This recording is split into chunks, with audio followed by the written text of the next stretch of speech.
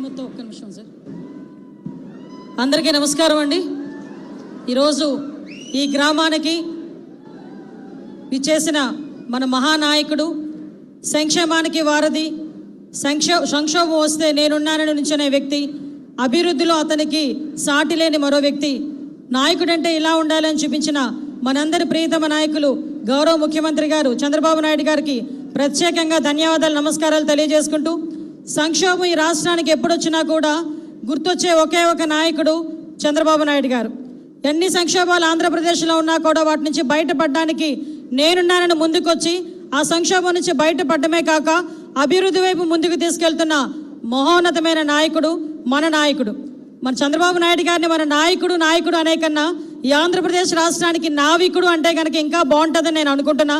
దానికి మీరందరూ కూడా సహకరిస్తున్నందుకు ప్రత్యేకంగా ధన్యవాదాలు. ఈ కార్యక్రమానికి మన కలెక్టర్ గారికి, అదేవిధంగా వేదిక మీద ఉన్న మంత్రి గారు కొండపల్లి శ్రీనివాస్ గారికి, ఎంపీ గారికి, అందరికీ కూడా పేరు పేరున ధన్యవాదాలు తెలియజేసుకుంటూ, నేను ఈరోజు ఈ మైక్ తీసుకునేదానికి ఒకే ఒక కారణం ఉంది. ప్రతిసారి కూడా అందుకే నేను స్పెషల్గా పర్మిషన్ తీసుకొని ఈ మైక్ తీసుకున్నా. ఎందుకంటే ప్రతిసారి కూడా గౌరవ ముఖ్యమంత్రి గారు ఒక మాట అంటారు, పేదల సేవలో, నా ఈ జీవితం పేదల సేవలో తరించాలని నేను కోరుకుంటున్నాను. కాబట్టి ఏదైతే పెన్షన్ విధానాన్ని చేపట్టానో ఆ పెన్షన్ విధానాన్ని దేశంలోనే మన రాష్ట్రమే అత్యధికంగా పెన్షన్ ఇస్తుందని చెప్పడానికి, అదేవిధంగా పేదలకి నేనున్నానని చెప్పి ఈరోజు భరోసా కల్పించడానికి, ప్రతి నెల కూడా 1వ తారీఖు అయ్యేసరికి ఏదో ఒక నియోజకవర్గంలోకి వచ్చి పేదల మధ్యన అతను గడిపి పేదల తాలూకా కష్ట సుఖాలు తెలుసుకొని తద్వారా తన ప్రణాళికను సిద్ధం చేసుకునే వ్యక్తి. ఇదే వ్యక్తిని ఇదే రోజు కరెక్ట్గా 22 సంవత్సరాల క్రితం తిరుపతి అలిపిరి గేటు దగ్గర ఇదే వ్యక్తిని ఆ రోజు 22 క్లైమోర్ మైన్స్ పెట్టి పేల్చి చంపడానికని ప్రయత్నించిన దుండగులు ఒకవైపు అయితే, ఆ రోజు ఆ వెంకన్న స్వామి ఏ దృష్టితో ఈ మహానుభావుడిని బతికి మన దగ్గర పంపించారో తెలియదు, కానీ ఈ రోజు మనందరికీ కూడా అర్థమవుతుంది ఆ విషయం. మొన్న ఈ సందర్భంగా నేను చెప్పాలి, ఎందుకంటే అసెంబ్లీలో మొన్న నేను చూసినప్పుడు ఒకటి నేర్చుకున్నా. చంద్రబాబు నాయుడు గారిని చూస్తే ఇలాంటి మీటింగుల్లో ఒక సీఎంలా కనిపిస్తారు, అసెంబ్లీలో పవర్ పాయింట్ ప్రెజెంటేషన్ చేస్తే ఒక టీచర్లా కనిపిస్తారు, అదే ఒక వ్యాపారవేత్తల మీటింగ్లో కనిపిస్తే ఒక వ్యాపారవేత్తలా కనిపిస్తారు, ఒక ఆర్థిక శాస్త్రవేత్తల మీటింగ్లో కనిపిస్తే ఒక ఆర్థికవేత్తగా కనిపిస్తారు. అటువంటి వ్యక్తి ఈరోజు మన దగ్గర ముఖ్యమంత్రి స్థాయిలో ఉండి, ఈయన ముఖ్యమంత్రిగా చూడని సంవత్సరాలు లేదు. ఈరోజు ఈ దేశంలోనే అత్యధికంగా ఎక్కువ సంవత్సరాలు ముఖ్యమంత్రిగా చేసిన వ్యక్తి మన చంద్రబాబు నాయుడు గారు, మన ముఖ్యమంత్రి గారు.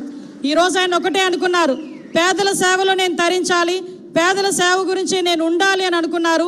ఆ ఉద్దేశంతోనే ఎన్నో సంక్షోభాలను ఎదుర్కోవడానికి ఈరోజు మనందరి ముందుకు పంపించిన ఆ దేవుడికి కూడా మనందరం కూడా ఈ వేదిక ద్వారా ధన్యవాదాలు తెలియజేసుకుంటూ, ఆ మహానుభావుడికి ఆయురారోగ్యాలు ఇవ్వాలని, మీ అందరి ఆశీస్సులు ఉండాలని మనస్ఫూర్తిగా తెలియజేసుకుంటూ, చివరిగా ఒకే ఒక మాట సార్, మీ అందరికీ తెలుసు విజయనగరం జిల్లా ఉత్తరాంధ్ర జిల్లాలంటేనే వెనుకబడిన జిల్లా అని అందరూ అనుకుంటారు.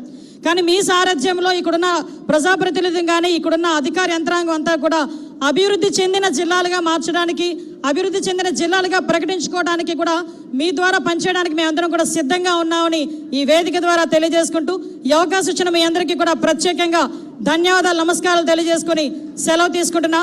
జై హింద్.